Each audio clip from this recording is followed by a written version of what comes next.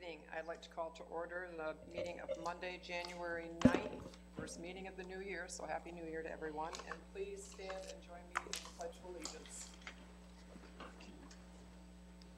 I pledge allegiance to the flag of the United States of America and to the republic for which it stands, one nation, under God, indivisible, with liberty and justice for all. Thank you. And if the clerk would please take the roll. Councilmember Archibald. Here. Councilmember Ashford. Present. Councilmember Haremza. Here. Councilmember Lamb. Here. Councilmember Moserak. Here. Councilmember Pemberton. Here. Mayor Rapp. Here. You have before you the minutes from the last meeting, which was December the 12th, 2022. Is there a motion to receive and file? So moved, Madam Chair. Support. Thank you, Councilmember Ashford, and seconded by Councilmember Pemberton. Is there any changes to the minutes? All those in favor, please indicate by saying aye. Aye. Any opposed? Minutes will stand as submitted. We do have two presentations tonight. If the clerk would please read the first one. Chief Joseph Platzer will introduce the city's 3 new police officers, Kyle Stapleton, Christian Madich, and Kobe Moretz.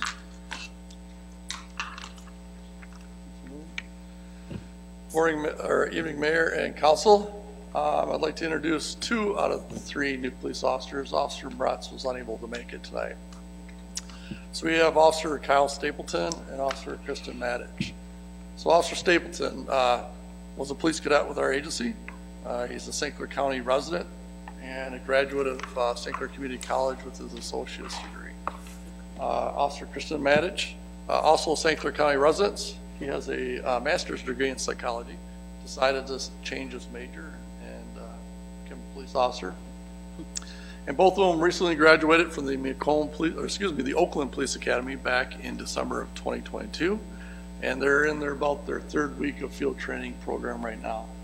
So they have 17 weeks of intense training ahead of them. And if everything goes as planned, which I'm hoping it does, they'll be certified for solo patrol sometime in mid-April, end of April 2023.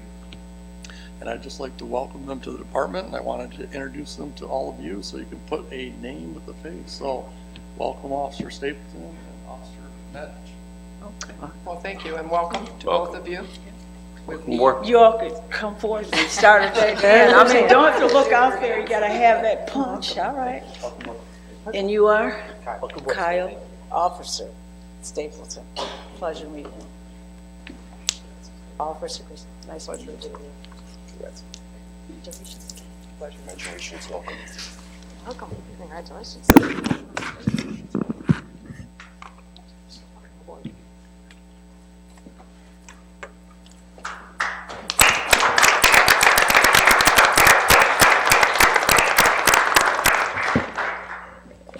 Thank you. Thank you for bringing them forth. We have another presentation, please. Officer Sam Baker and Officer Dennis Heisman will give a presentation on the I Love You Reunification and Family Assistance Program. So Mayor and Council, I'll start off very quickly before I turn it over to Officer Dennis Heisman. So Dennis Heisman is one of our school resource officers, and they go to training every year for the School Resource Officer Training Conference at Nazaro. And they recently went to a training out in Colorado, and they brought back a program, which is going to explain to you here in a minute, regarding reunification family assistance.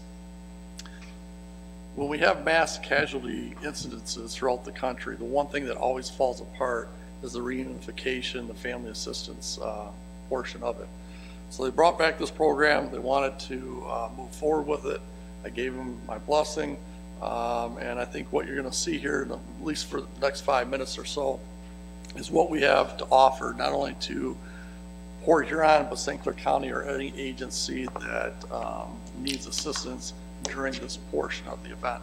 I pray that it never comes here to Port Huron or St. Clair County, but I'm a firm believer that it's just a matter of when or if it's going to occur and how prepared we are for it. Before I turn it over to Officer Heisman, I would like to thank the city manager. This wasn't a budgeted item. but I told him the importance of it, and he gave me the blessing to move forward with the purchase of a trailer and some equipment that we needed to make this happen. So with that, I'll turn it over to Officer Heisman. Thank you. Good evening, Mayor, Council. So as the chief said, we train a lot when it comes to active shooter, active killer incidents. And one thing that we noticed when we were in Colorado this year is we kind of missed the second half of these incidents. We're really good at training for the first 5-10 minutes, but afterwards, reuniting families, getting families the assistance if they need, if it's medical, if it's mental health. We really fell apart at those. So me and Officer Baker, who couldn't be here tonight, we kind of ran with it, asked the chief what we could do, and we saw this presentation from the I Love You Guys Foundation, and it's called the Standard Reunification Method. And these are our presenters here, Carly and Bill, and they kind of walked us through what this reunification was. We knew in our head what reunification should be. It was getting families back together with students, or it could be a church, it could be a factory, getting family back together with family. But we just didn't have a plan.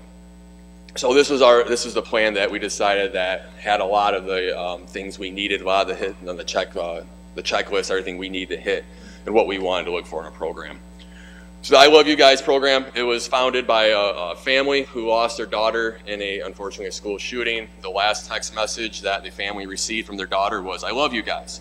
So that's why they named it the I Love You Guys Foundation. Originally, the foundation was for responding to an active killer. We here in Port Huron, we use ART, the Active Assailant Response Training. Some other places use ALICE or Run, Hide, Fight.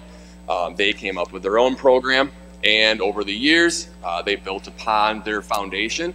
And after Sandy Hook, they started the Standard Reunification Method. One thing that a lot of these incidents had were, after the incident, we had all these students and there was family members, and how was the proper way of reuniting.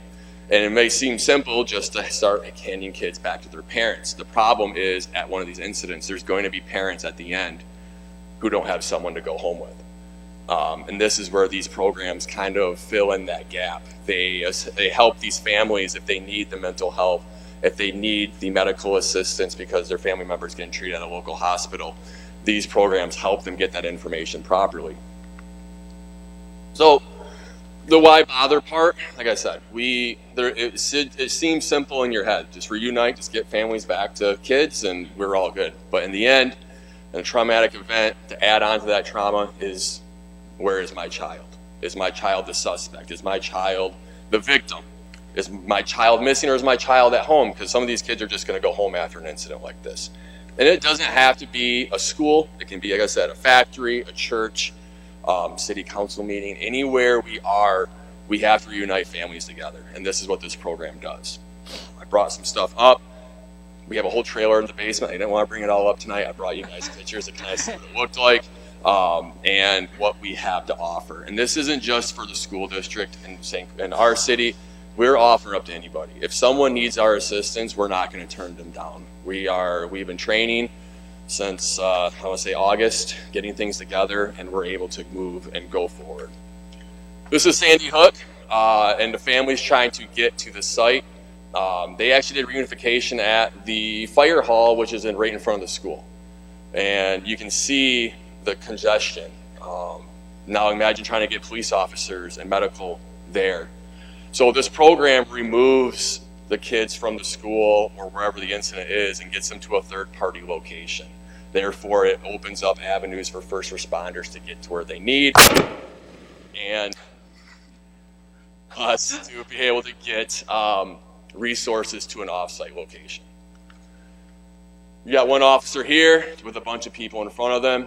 This isn't a chaos. There's no organization. This is what this program brings to the table. It brings organization. It brings a flow, and it's very structured and it's very routine. You can see in this picture, there's one officer plain clothes running down the white line there. This is Las Vegas, and they're shooting. You have an officer off duty running toward the scene, and you have an ambulance trying to get to the scene. And this is the kind of things that we don't think about after an incident. of traffic flow and getting people and resources out of that area and getting the right resources to the school or the location. So we put together, luckily the foundation gives you a checklist of things you might need, and we're able to put together some boxes here that I'll show you in a minute, but we have binders. When someone shows up to one of these incidents, we hand them a binder. If one of you showed up and said, Dennis, what do you need? I can hand you a binder, and inside of it, we have name tags, badges that show what your job is, job action sheets that tell you your roles. Every 5 minutes, every 10 minutes, what am I supposed to do? So anybody here, anybody out here could show up after being vetted and be able to help us and learn their job in a matter of minutes. So we made binders for every position we need. We have 4,500 reunification cards. When people show up, they fill out one of these cards and they go to a table with this card with all their information on it. With that information, we're able to check our system. The school district has their system available to us. We can check to see if the person showing up is on that person's release card for the school. So we're getting children to the right people and someone who they safely can go home with. We have contact lists from all the first responders in the local area that they show up to help. We need to make phone calls. These are what these boxes look like. We have 3. One is called training, and this is where I steal all the stuff out of every time, so I know it's probably a mess in there. It's not nicely organized like that second picture, but our boxes are 3 identical boxes. And if an incident happens, we can roll out one of these boxes and it has everything we need in there. And every box can accommodate 50 staff members to help us at one of these locations. We have a trailer. So we have 3 boxes. How are we gonna get these boxes to a site that we need to go to? So we are lucky enough to get a trailer to help us move all this stuff. And I have another picture of some other stuff we have in there, but this is everything that is in that trailer. The boxes, we have 24 radios, chairs, tables, a tent, traffic cones, megaphones, you name it. We have 7 signs for traffic flow. If we need it, we're bringing it with us. If we can get a generator put on top of that thing, we will bring our own power if it's a power outage and we need to do it. But we're going to come and we're going to need very minimal to be able to do this for anybody in any place that needs it. This is what the inside of the trailer looks like. In the nose, you can see we have our radios ready to go. We have our signs there. You can kind of see it's for traffic flow, kind of instructing people if a parent or a family member shows up to a parking lot and they have no idea where they need to go. Those signs will direct them to where the check-in tent is, where they need to go, where they need to park, and where they need to be in order to get their child or their family member back. This is what that tent looks like. It's a little short, but it's downstairs in our basement. We have our signs out there letting people know, have ID ready. We need to make sure you're the correct person who this person's supposed to go with. It's very easy to find our tent, and we want to make it very visible so people have that general flow to us so we can get them in and out as fast as possible. So this is a brief overview of what we've kind of done. In October, we completed getting all our equipment, all our print work, everything we got done in October. We've talked to other responding agencies about working with us. We have locations. Those locations are not being told just because of logistical things. We don't want people showing up to our areas where we're going to be doing reunification and beat us there. So those areas are not to be announced, and we will announce it when the time is right. We have partnered with the school district, buses, we need it, Blue Water Transit. Everybody's been on board, very helpful with us with anything we need. Our volunteers, our VIPs, they were trained. They're going to be our workers in a lot of this, our volunteers, and they completed training in December. The Criminal Justice Association, we are planning on giving them a presentation here at the end of the month. And there's some other things we were looking at doing. We're going to do a large scale exercise where we're actually going to do real life, real time, and see how this works. We've never done something like this before, so see how it goes. We want to train our officers on what, if they came to say they needed help, they wanted to help us, what they are to do. And then get the information out to the parents and the public. Let them know what to expect if they showed up to one of these sites and what information they might need. So with that, we're in the final stages of this program. It's been a lot of fun putting together, a lot of the support from everybody here, the chief, city manager, everybody's been very supportful of this, and it's been awesome to see what has come of it, there's only one other police department in the state of Michigan that has this program right now. So we will be the second one. And I would say with what we put together, probably the model for Michigan. So. Well, thank you for your efforts. It looks really good. Is there anyone on council who has a question or comment? No question. I would say the same. Thank you for your efforts, and let's hope we never have to use it. Agreed. Yeah. I just want to thank you also, and it does sound like a good program. It sounds like a command center on wheels. Yes. That's what it is? And it's going to be a lot of moving parts, but I think we can get it all moving together. And I think your presentation, your visual management, I think that's, is of the essence, and also the timing of how that can bring things more close together, when you're trying to make those connections and that visibility and where to go and, who to see and et cetera. So thank you. Good luck on the program. I don't believe in luck, I'm just saying it, but, lots of prayers for that. I appreciate it. And I'm sure you're going to do a good job, okay? Thank you. Thank you. Thank you. Anyone else? Thank you. Thank you.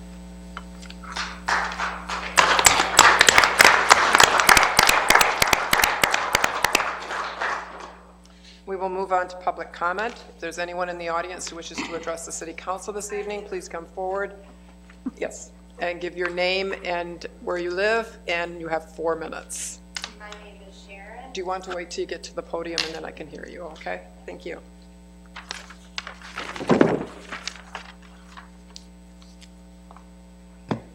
My name is Sharon, and I am from Kanoke Township, but I do travel into Port Huron a lot. Do you have could you give us your last name? Slangster? What was that? Slangster, Slankster. Thank you very much. All right, I am here tonight to discuss the quantity of sex offenders and I'm nervous. Sex offenders that reside in Port Huron city limits. I'm also here to discuss the reduction of the taxes that this county receives for the quantity of sex offenders and pedophiles that live in for our area. I have 88 pages with me today that state that each and every one of these pedophiles on this list has molested or done something to a child. There's 5 people on each page of this report. This is from St. Clair County's, sex offender list. Our children they can't even walk around our city, our county, without being feared. And you want to know why? I literally have a rapist calling my house. 5 years. I called the detective. I asked the detective about the situation. They told me to make a report. Do you know what an officer from St. Clair County Sheriff told me to do? Change my phone number. How is changing my phone number over and over going to stop a predator from coming to my home? How am I going to protect myself? For 5 years to 6 years, because he got a slap on the wrist and walked. And now he believes he is above the law. And for him to think that he is above the law, he thinks that he can intimidate me. He will not intimidate me. I'm stronger than him because I am a survivor. And we do have multiple survivors out in this county. Right now, we have sheriffs that treat speaking. I am a speaking survivor. And we have them thinking that we are participators. We are not participators when it comes to being violated from our bodies, but they treat us like one. They ask us over and over and over and over and over again, what happened to us? Do you know how that violates us more? Do you understand the violation we receive? Do you understand how it feels when an officer flat out and tells you we don't have enough evidence? Do you know how it feels when they just look at you in your face and tell you, why don't you just get counseling? And then they throw you to the side and tell you to live your life. How does a survivor, we are not victims. County sheriffs calls us victims. Not me one person that has been violated by a man or a woman or a child being violated by a child is not a victim. We are survivors. We are survivors that overcome that nothing anybody would ever understand in a lifetime. But yet we get treated like we are participating in the actions of these people. but yet there are 417 in this county. And we also have this, which for being who I am and what I go through, I have right here, this is a non-profit scene for housing for predators. And it will state on here basically how they want them to operate in the community. To what can you do? Retrain them? Recruit them? Put them in some kind of what? Boot camp to see if it's going to change them? They're wired wrong. You can never fix a pedophile, a sex offender. You cannot fix them. But yet our county keeps them. And what is really sick on this paper, on the back of it when it tells you to nonprofits, profit for donating, equals love for a sex offender. Sharon, your 4 minutes is up. Sorry. No, you don't have to be Thank you. sorry, but your 4 minutes is up. Is there anyone else in the audience who wishes to address the City Council this evening? Please come forward, give us your name, and you have 4 minutes. Good evening, Mayor, council members, and City Manager. Name's Ken Harris, live on Wells Street, Port Huron. I guess the first thing I'd like to talk to you about is even with this being a mild winter and stuff, you have to visualize Lapeer Avenue at 17th Street and 18th Street that run from Lapeer Avenue over to Court Street. They've had their I think it's their 20th water main break since the inception of the water and sewer separation. And that's just to start with winter's not even being here yet. And if you go down there and you observe how the project was done, it's like it's never finished, because every year they're doing water break after water break after water break, and nothing seems to be done. A couple of times I thought to myself, well, it'd be nice just to get a piece of that pipe when they pulled up, and let's see what's causing this issue. Let's compare it with the last one we did over there. I mean, I think it's the 900 block on 17th Street. There's one that's 15 foot away from the other one. One was last winter, and this one's this winter.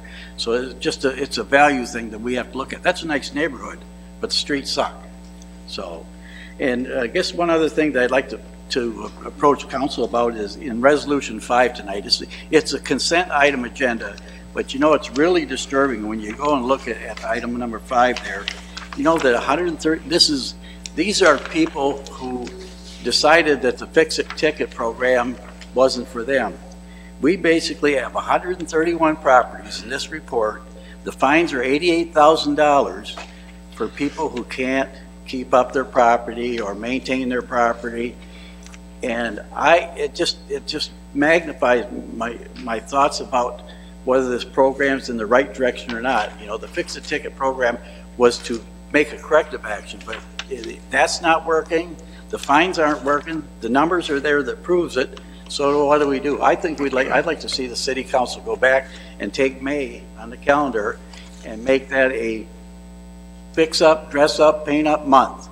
I remember in May when they used to go and they'd get the churches out there. The churches would adopt a home. The last one I seen a church in the neighborhood on 17th, and they adopted a home in the neighborhood and did that. I think we have to get some involvement now, so we got to get these numbers down. This is not inviting, this isn't a secret. But, and I guess last but not least, I'd just like to suggest a name change for our new facility on 10th Street. I'd like to see it be named the Port Huron Public Safety Building. Thank you. Thank you. Is there anyone else who wishes to address the council this evening? Please come forward. You have 4 minutes if you give us your name and where you live. Good evening. My name is Dina Lynch. I live on 19th Avenue in the city of Port Huron. And I am here to address the upcoming men's homeless shelter coming to the All Nations Church on Church Street between 16th and 17th Avenue, 2 blocks from my house. I have some concerns about that. I'm not 100% against the shelter, but I do have concerns. My first concern was, it was stated in the newspaper article that approximately 80 homes, the canvassers went to about 80 homes and told them about this. I'd like to know which 80 homes, because my house wasn't addressed. I don't know of I know of one person that actually talked with a person that was out canvassing to let them know that this was coming. Unbeknownst to everyone else, this was coming. It was happening. We had no say. We had no opportunity to ask any questions about it before, now, and it's happening next week. Why wasn't there a mass mailing sent to all of the residents in the area? Then everyone would know. At that point, we could ask questions. So here's where I start. What was the vetting process for the gentlemen that are going to be coming to the shelter? Where are they going to go during the day? They're there from 6 p.m. until 7 a.m. Where do they go at 7 a.m.? Are they going to be roaming our neighborhood? Are they going to be staying there for counseling sessions? And is it the same residents every night? And if there's more than 30 that they have the capacity to house, what happens to the rest? Is there going to be an additional police presence in our neighborhood? Because we don't know what's going to happen. Are they locked in at night? And are they local people? Or are they coming from other areas of the state? Again, I said that I'm not against the homeless shelter. I just have questions. I know there is a serious homeless problem in our area. I'll never forget, 2 days before Christmas, a gentleman called 911, and he stated that he was homeless. He was hiding in a shed down on 20th Street, 19th or 20th Street by Griswold, and his feet were frozen, and he was scared. And I understand that there is a need, but give us a chance to process it, not just, here you go. Do I still have time? Yes, you do. Okay. About 40 seconds. Okay. I reached out to a friend of mine that used to work at the shelter on 20th Street, the Mission Shelter. Fourth. And what he said, I asked him for his insight.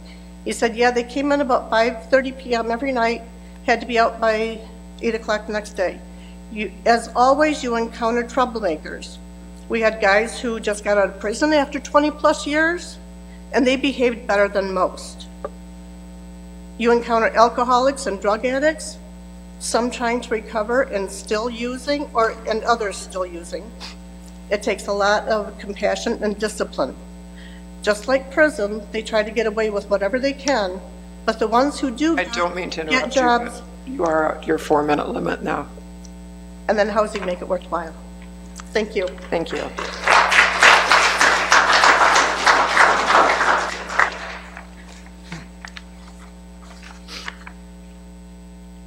Good evening, Council. Good evening, Manager Freed. My name is Brian Farquhar. I live on 19th Avenue as well, 2417, for anybody who wants to send the Blight Department on by to make a whatever after I make my complaints here today. I'm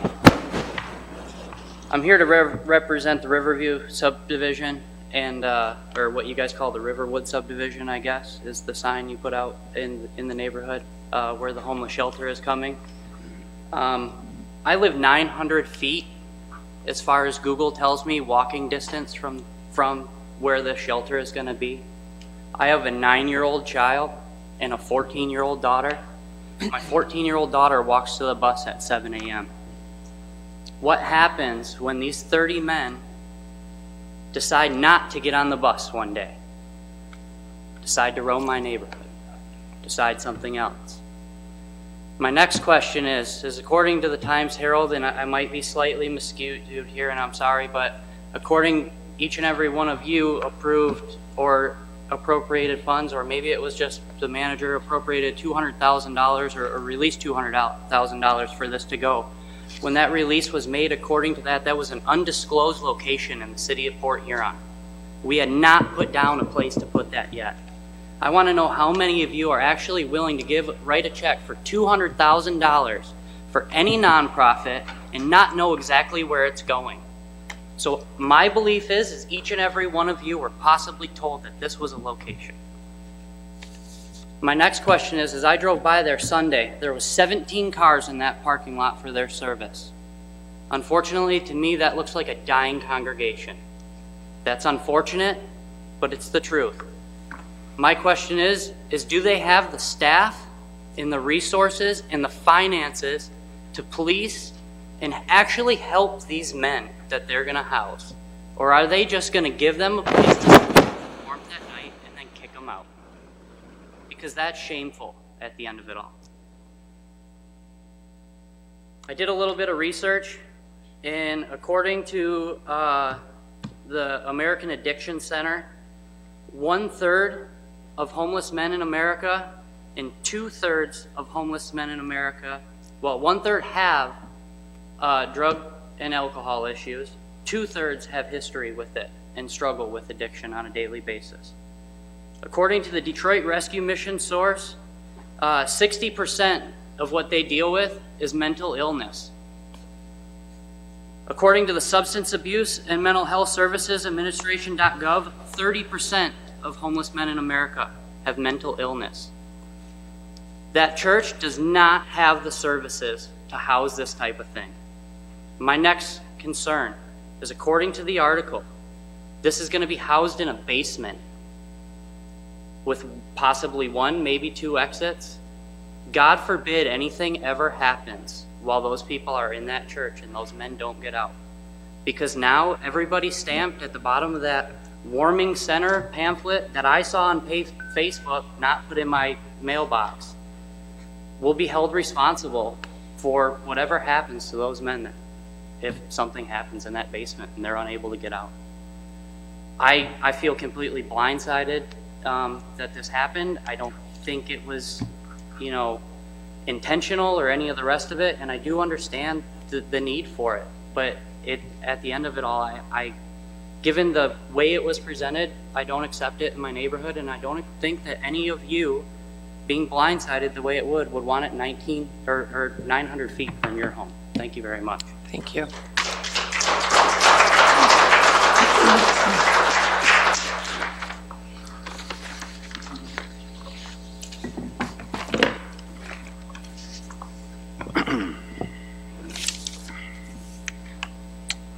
Julian Ruck, 1423 Lapeer Avenue, Polly's Place.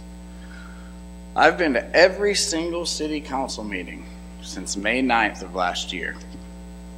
That's more than can be said for some of you. Every single one. And what I came here initially to express was the problems I was having with James Freed, which continue to this very moment. He could change it at any moment, but he won't.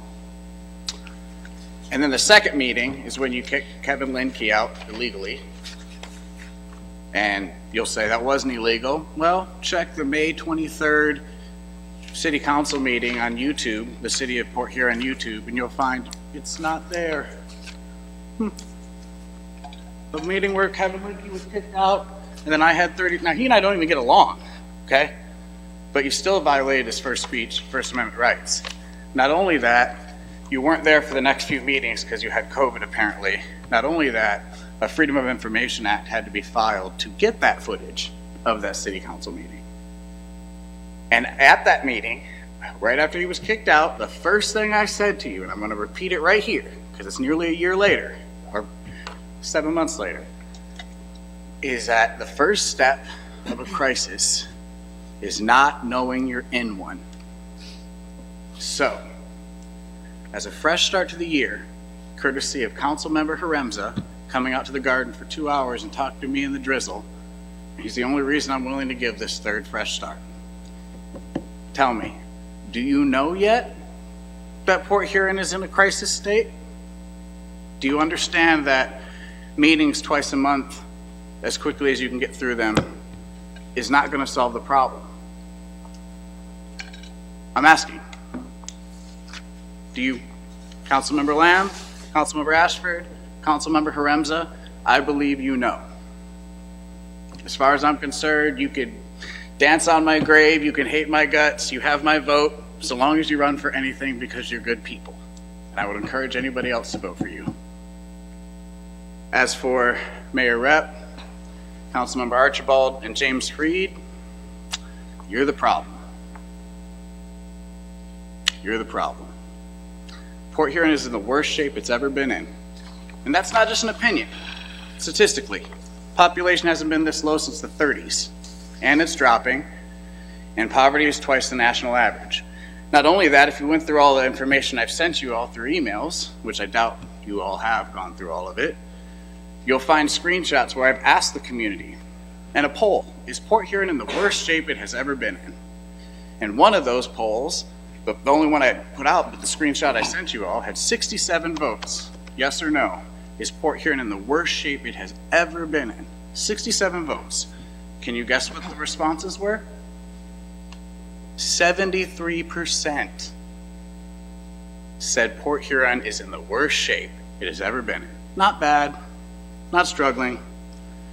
Worst shape it has ever been in. And that's also statistically accurate. Do you believe we're in a crisis yet?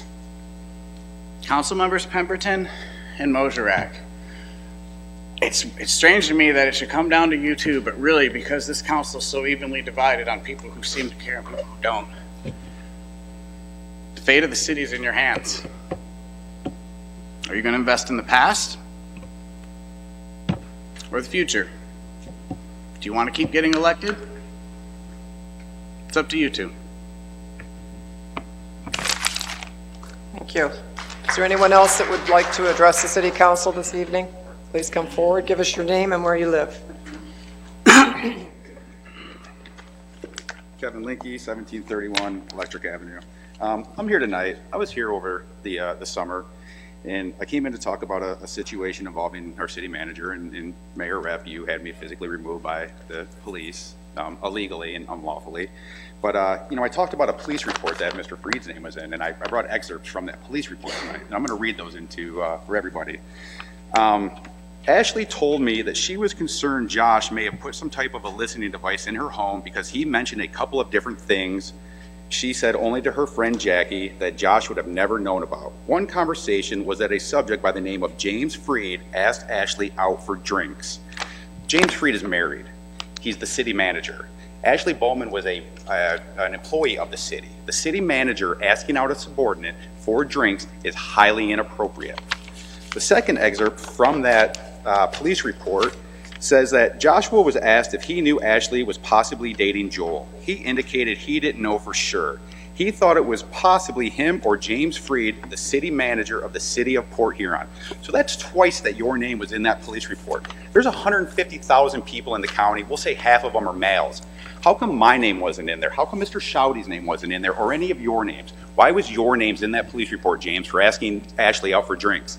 It's inappropriate, and it's time for this city council to address this issue. He is a liability to the city.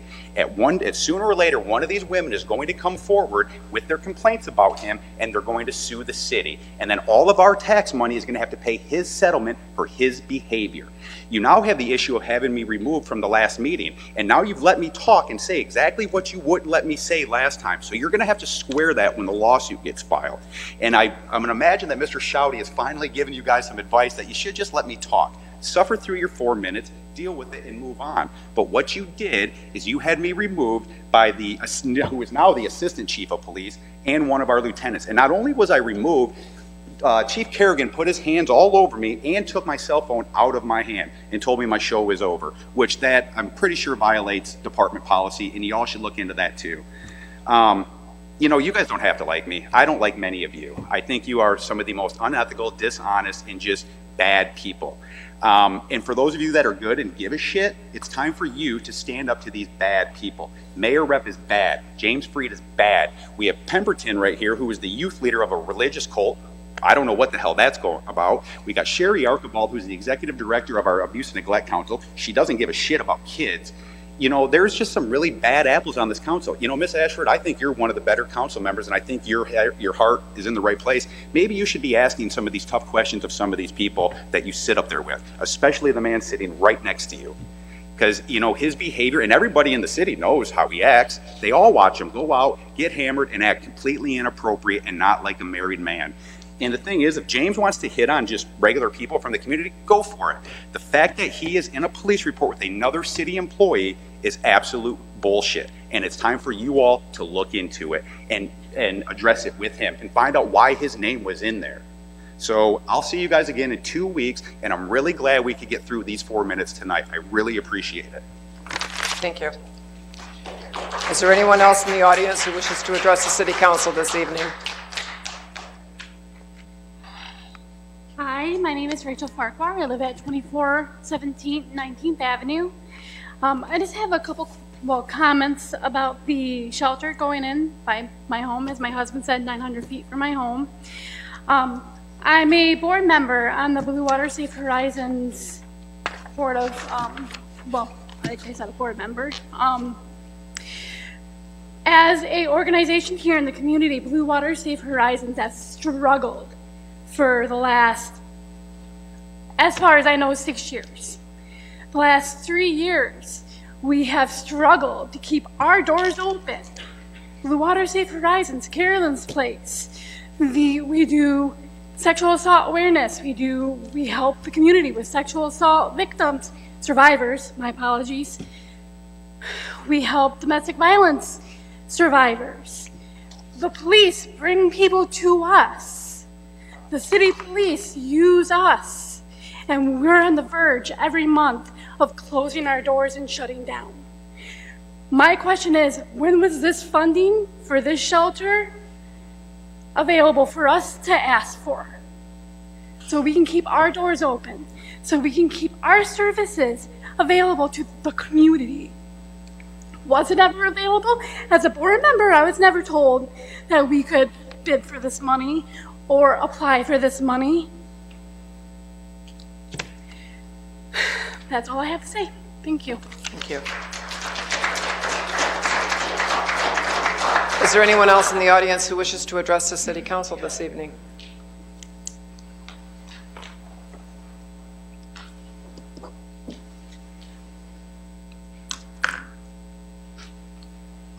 My name's Eric Mitchell, 19th Avenue. I guess I live 960 feet from the shelter that's proposed, and pretty much all of my concerns have been touched on. I was just curious, and I found out about this today, so I did not have time to do lots of homework. But did this entail a zoning change, or was this permissible under the state that the church was currently zoned under? And I've lived in that house, the same house up there for 31 years coming up this year, and that is a declining church. It's the second church that's been there, and I see at one point they had lots of activities at night, like it looked like young people activities, teen stuff, and I don't see that going on any longer. And I just have a concern that that's just what it's going to be. It's going to transmorgify from a church till, well, no, it is a homeless shelter full time. And years ago, a neighbor that lived the same distance from me as the church did wanted to put up a shadow box fence in her front yard. I got a letter telling me this is the day to come to city council if you want to throw a beef about this lady's fence the same distance away. And no, we don't get notified for this. And I was lucky enough, and I am not being facetious, it is the luckiest thing that's probably ever happened to me to be in alcohol rehabilitation this summer. And I noticed when I got there, it was very loosey-goosey with the rules, and suddenly, just out of the blue one day, they really tightened up. They were kicking people out for not following the rules, and I asked somebody about it, and they said, because it's cold. Half of these people are coming here either to get out of the cold, not half, I'm sorry, that's not true at all, but some of them are coming to get out of the cold, and some of them are just coming to have and this is a necessary thing. I'm not denying it at all, but a place to safely withdraw, to go through your withdrawal. And I guess the last thing was, I looked it up just a second ago and probably lost it forever, but it was something like, it was a 30-year study. It's the first thing that came up on Google, so it won't be hard to find, that a 30-year study of sex offenders, and there was a 42% recidivism rate. And I know somebody that used to deal with the one on 24th Street through her business, and she said that they had an extremely high rate of male sex offenders there because they're not allowed in to homeless shelters where women and children are. So I think that covers everything I'd like to say. Thank you. Is there anyone else in the audience who wishes to address the City Council this evening? Please come forward, and you have 4 minutes to give us your name and where you live. Seeing no one come forward, I'm going to declare public comment closed. And Mr. Freed, can you address the issue of the homeless? Yep. First and foremost, I just want to take a moment to say that the statements made about me tonight are false. I never had or pursued a relationship with any member of my staff. The police report in which was quoted from states that. Additionally, our city attorney has secured additional documentation that shows that that is a false accusation. As for the homeless shelter, we worked with the coordinating services body of St. Clair County. It's a lot of the nonprofits and community action agency, social workers to work on what will we do with the homeless population. There's both the near-term and long-term objectives. In the near term, we had our local homeless shelter shut down. We are unable to obtain that shelter and open it back up. And so what do you do for the coming winter? So the coordinating services body worked together and said, what we're going to do is develop a temporary warming center for the nights just for the next couple months as we work for a more permanent solution. All Nations Church and Operations Transformation stepped forward and said, we would like to do that. In fact, there was several churches throughout the community who are considering doing a type of warming shelter, an overnight shelter for homeless folks. The problem becomes is these facilities don't meet fire code. Most churches are old and they don't have the alarm systems, they don't have the sprinkler systems, they don't have the ability to meet code, which is almost equivalent to like a hotel. And so a lot of churches, although they wanted to do it, couldn't do it. All Nations Church, because that used to be a daycare facility there, a licensed daycare facility, has the sprinklers, has the fire alarm systems where you can actually have people in there. And so there's a federal law regarding religious organizations and the operations of their ministry. Zoning exempts churches from doing things that facilitate their ministry. So if they want to have a church service, they need a parking lot. We can't tell them they can't have a parking lot. If they want to have a soup kitchen or a food pantry as part of their ministry, we can't tell them no.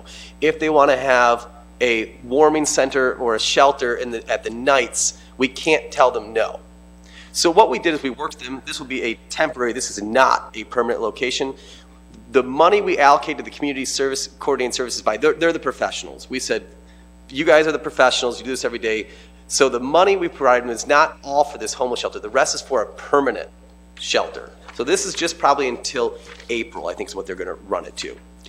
They sat down with me a week or so ago and showed me the plan of operations. They will be not allowed outside. They'll be dropped off at night, and then they will be leave in the morning. They're partnering with Michigan Works and job training groups to help get these people the services they need. If they do need addiction counseling, to get them into those services. They will have security personnel on site. They will have one staff and one security personnel on site to ensure that those folks obey the rules or are removed from that facility. Additionally, they have, although 30, we don't anticipate those kind of numbers. The current shelter that was running never had anywhere close to 30 people there at a single time. So we don't have the ability to tell them they can't do it. We do have the ability to make sure they do it properly, and they are. This is temporary. If they want to do a more permanent location, then there's some other locations within the city that are more appropriate that they're looking at. We had no idea that they were leafleting the neighborhood. We would have preferred to coordinate that and to give you guys all mailing. We were just as surprised to read that article in the Times-Herald on Sunday as anyone else was, and so I apologize for that. We'll try to do a better job of communicating and working with that group to make sure they do a better job of communicating. So I think the highlights are they will have security personnel. This is not a long-term solution. This is a short-term solution. The fact is, it's getting cold. Where can we put these people for warming shelter? And that's really one of the few locations that worked. So the coordinating service body continues to look for a long-term location. They're probably going to build some infrastructure with, the fire alarm system, the suppression system, to make it ability to have folks in there overnight. But I hear your concerns. They're all legitimate concerns, and we'll get to address those. Thank you. Give me a call back. I left a message on your voice recording today, but even with what you said, I still have a few. We will have him call you because we don't go back and forth, okay? Okay, no problem. And in regard to Mr. Freed's earlier comments, I would just like to say also that the City Council has looked into the allegations that were made against him by the Speaker, and both the employee and Mr. Freed have both sworn statements in their personnel files that nothing ever went on. And the City Council has been apprised of that, and we are confident that that is the case. What about the allegations I put forward? We are not going back and forth. Just don't look at those. We'll move on to the consent agenda. Is there a motion? So moved. Thank you. Support. Mayor Pro Tem Archibald, supported by Councilmember Ashford. And we'll take the vote. Councilmember Archibald? Yes. Councilmember Ashford? Yes. Councilmember Haremza? Yes. Councilmember Lamb? Yes. Councilmember Mosherak? Yes. Councilmember Pemberton? Yes. Mayor Rep. Yes. The items in the consent agenda received and filed notification from the Michigan Liquor Control Commission that an application has been received from the Hallway Headquarters LLC for a new tavern license located at 1219 Military Street. Confirmed and approved single lot special assessments for fines, assessments, and/or cost of removing blight, blighting factors and/or causes of blight, as well as the abatement of nuisances. Approving the scheduling of a public hearing for January the 23rd to hear comments on a code case at 814 Erie Street to determine whether it constitutes a nuisance as defined by city code. Approve the scheduling of a public hearing for February 13th to hear comments concerning liquor licensees delinquent in payment of taxes, utility payments, and/or income tax reporting payments. Confirm the appointments of Carissa Kramer, Mary Seeley, and Gary Stolt to the 2023 Board of Review with compensation in the amount of $600 per year per member, and setting the Board of Review meeting dates. Approving the appointment of Niall Farley to the Historic District Commission with a term to expire March 10th, 2026. And confirm the city manager's appointment of Theo Carurlis to the Water System Advisory Council with a term to expire December 10th, 2026. Under ordinances, an ordinance to amend Chapter 10, Building and Building Regulations, Article 5, Non-Owner Occupied Certification, and Article 7, Foreclosed, Vacant, and Abandoned Property Registration of the Code of Ordinances to provide for additions and revisions regarding blight violations, non-owner occupied residential dwellings and units, and vacant and abandoned homes within the city of Port Huron was given its second and final reading and enactment. And we will move to, from the city manager, number 1. Accepting the bid from Gornio Ford in the amount of $44,156 for the purchase of one 2023 Ford Inceptor utility vehicle for use by the police department in accordance with the State of Michigan My Deal purchasing program. Is there a motion? So moved. Support. I was just going to say, who moved? I'm just going to trade back and forth. Archibald. Okay. It was kind of a joint thing there, so I wasn't sure. Mayor Pro Tem Archibald, supported by Councilmember Mosherak. And did you want to say anything Yeah, about Madam that? Mayor and Council, this was a vehicle that was involved in an accident. The officer is not at fault. Someone blew a stop sign and T-boned one of our officers, and they're doing just fine. The insurance company did pay us out $31,000 on the depreciated value of the asset. This, if you notice, at $44,000, this is about $1,000 cheaper than the 4 Explorers we bought a few months ago that are still on order. We should take possession end of February. How long is this one going to take to get? Well, wish upon a star if it even comes, but we don't know. Probably sometime in February, maybe April as well. I will say at $44,000, that is, we bought patrol cars 2 years ago, somewhere between 29,000, the year before that, 26,000. So the cost escalation on these vehicles is pretty extreme. Yeah. Any questions? No questions, but naturally that, the motor vehicle pool, that money, that reimbursement, go right back in there. Yep. We will take the vote. Councilmember Ashford? Yes.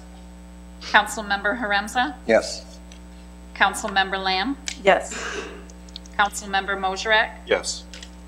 Councilmember Pemberton? Yes. Councilmember Archibald? Yes. Mayor Rapp? Yes. Item 2. Accepting the bid from Todd Wenzel Chevrolet in the amount of $42,672.81 for a 2023 Chevrolet Tahoe four-wheel drive vehicle for use by the police department in accordance with the State of Michigan My Deal Purchasing Program. Is there a motion? Support. Councilmember Ashford, supported by Councilmember Lamb. Madam Mayor and Council, what a time to be alive. The Tahoe is cheaper than the Ford Explorer. So the question is, why didn't we buy all Tahoes if they're $2,000 cheaper? The reason why we're going with the Tahoe is, one, we have 2 canines that will be in this unit, and so they need more room for the dogs. Also, with the Ford Explorer, the reason why we went with the Ford Explorer, the last one, and not another Tahoe, because I did ask Chief, I said, if the Tahoe is $2,000 cheaper, let's buy a Tahoe. The reason is all of our cage and lighting fits the Ford Explorer, so we had to buy all new cage and lighting, which is about $11,000, so it's really not that cheaper. So this will be a take-home vehicle for the canine officer with two animals instead of one, and we should take possession of this in the next couple months. And this is budgeted. This is a budget item, yep. Any questions from anyone? I would say that our canine officers are proving to be very beneficial. They're able to track down some of the money stolen from the Walgreens within mere minutes after the robbery this week. So they're very good at what they do. That's good. We will take the vote. Councilmember Haremza? Yes. Councilmember Lamb? Yes. Councilmember Mosherak? Yes. Councilmember Pemberton? Yes. Councilmember Archibald? Yes. Councilmember Ashford? Yes. Mayor Rapp? Yes. Move on to resolutions. Number 1. Authorizing 16 payments. Is there a motion? So moved. Support.